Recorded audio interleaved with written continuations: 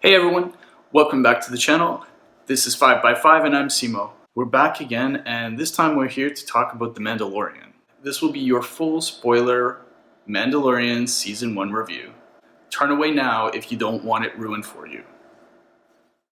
Alright, first up, this show is gorgeous. My Panasonic Plasma finally died. It had a good run. And I replaced it with the TCL Series 6 4K, and this show is a joy to watch in Ultra HD. Highly recommend, if you can, watch it in Ultra HD, in 4K. So the visual effects look great, practical effects and smoke and mirrors, makeup and costumes all look fantastic. The sets and props look amazing too. Everything looks so immersive. The budget is really well spent. I was amazed at the show's quality considering it's on TV or streaming. On the negative side, the episode lengths are frustrating me. Everyone wants to see more, right? But for me, the episodes are just too short to justify subscribing long term.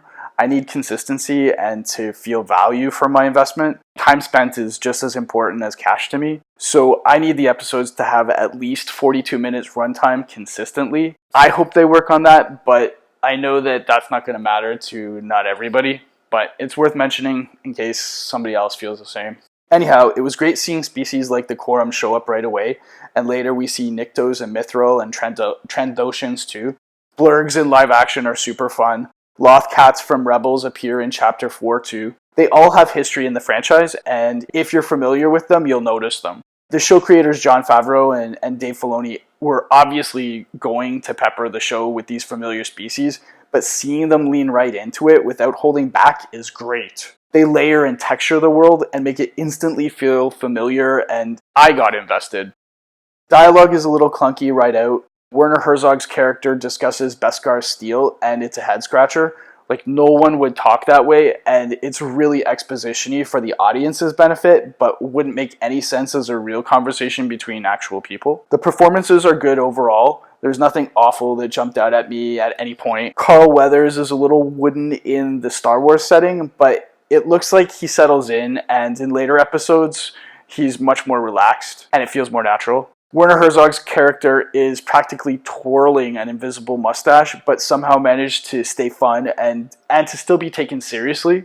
Quill is great. The "I have spoken" line was great too the first time, but it gets overused after that. It feels like they were actually trying to make a line that would become memeable. And if he looks familiar, it's because he's an Ugnaught. They're a pig-like species that helped Darth Vader freeze Han Solo in Empire Strikes Back. So it's cool to have an Ugnaught as a main character after all this time. Nick Nolte is compelling as Quill's voice and is easily the best performance in the entire show. I have mixed feelings about IG-11. He's great, and Taika Waititi is great as his voice, but including him here is major fan service, since anything related to the original trilogy Bounty Hunters has a cult following and guaranteed to appeal to hardcore fans just by getting included. So it's pandering, but it's also working, so it's hard to complain. But I see you, Lucasfilm. Gina Carano is solid as Cara Dune. She's beautiful for the straight guys, and she's fun on screen too. At times her performances are a bit inconsistent though. She can come off as wooden and out of step with the rest of the performances in a scene, and other times she just nails it. This could just be editing, or maybe it's not getting the right take. I don't know. Din Djarin is the Mandalorian, played by Pedro Pascal, the title character. Early on, he's essentially a blank slate for the audience to project onto. His lines are minimal, and he's masked most of the season. Later, they flesh him out with an origin story as an orphan saved during the Clone Wars by other Mandalorians, but it's a bit cliched as origins go. That said, I love having him connected to the Clone Wars. The Clone Wars is my favorite Star Wars, so anything Clone Wars is a win to me. He gets beefier dialogue later on, but he's always super chill, so he doesn't get much of a range to show off. It's either stoic or injured stoic for him. The child, Baby Yoda, of course. Adorable. I'm not sure about the Force healing though. I'm not feeling enthusiastic about it. It's pretty overpowered OP for a character, and it really takes away the stakes in most of the action scenes after it gets introduced. You're never worried about anything after that. Plus, it'll be used as a crutch in future supporting media, like video games especially. Moff Gideon is an Incredibles syndrome-esque villain with his monologuing, but it's effective and it's legitimately unsettling. We're so used to seeing Imperials be incompetent, so this guy just comes out of nowhere and it completely works. In terms of the tone and the theme, Dave Filoni is George Lucas's protege and finally gets a chance to direct live action instead of the animated series he's been doing for years now. More of this, please. This is so good. In a lot of ways, the show felt like Clone Wars episodes, especially episode 6, but in live action, and that's a really good thing. The pacing and the shots felt like Filoni. He's a master of serial narrative storytelling and twists and surprises. I can't wait to see what his team has coming for us in season 2. The whole spaghetti western tone of the show doesn't appeal to me personally. I've never really appreciated westerns, and I just don't romanticize them the same way that some people do. The Wild Wild West was a really uncivilized time. There was no indoor plumbing, no healthcare, and people shooting each other willy-nilly. So I just don't get it. So at times when the show leans into that genre too much, it takes me right out of it. The score is also really excellent, but at times it's too westerny for me, and again, it just takes me right out and turns me off.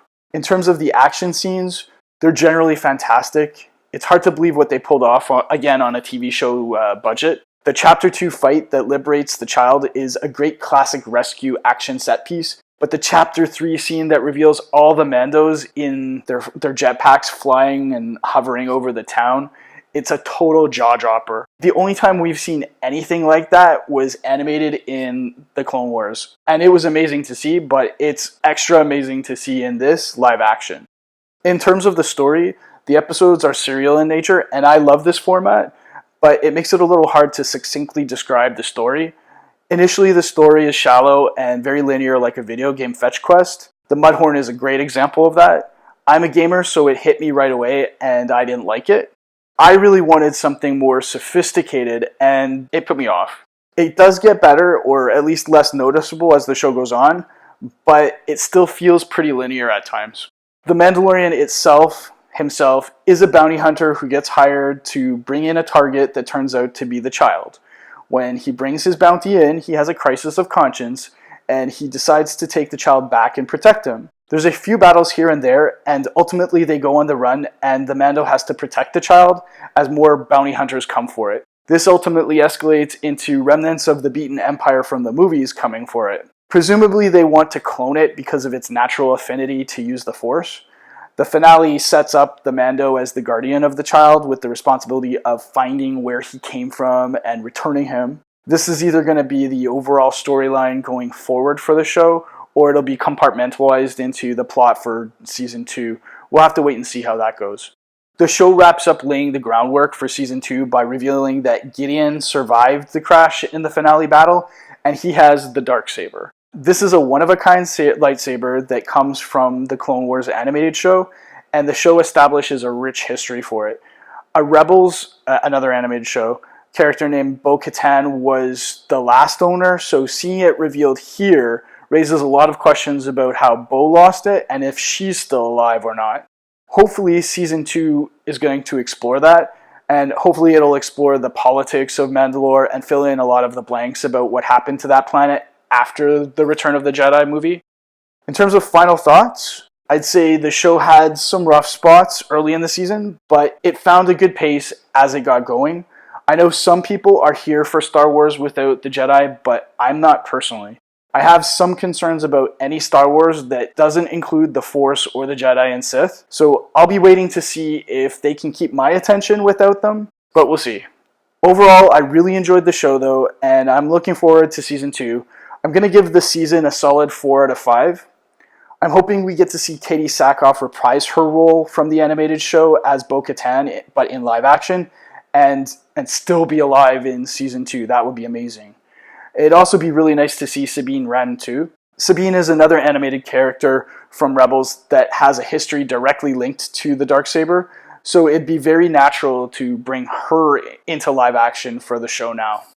Chapter 4 Sanctuary was a big detour from the rest of the story in the season, and it set up the mother and daughter for something in the future. We'll have to see what. The mother is obviously someone of interest. She is combat trained, and we're going to have to come back and see where that's going. I'm looking forward to seeing that explained. It would be a really cool reveal if she was Sabine, but I doubt it. I always suspected Sabine and Tetsu were a couple, and I can't see Sabine settling down to become quite this domestic. The actress would be a perfect mature Sabine, though. Chapter 5 also introduced Ming Na Wen, and that has to go somewhere too, so we'll see. And that wraps it up. I hope everyone enjoyed the video. Let me know what you think in the comments. Don't forget to hit like and subscribe, and I'll see everyone soon. Take care.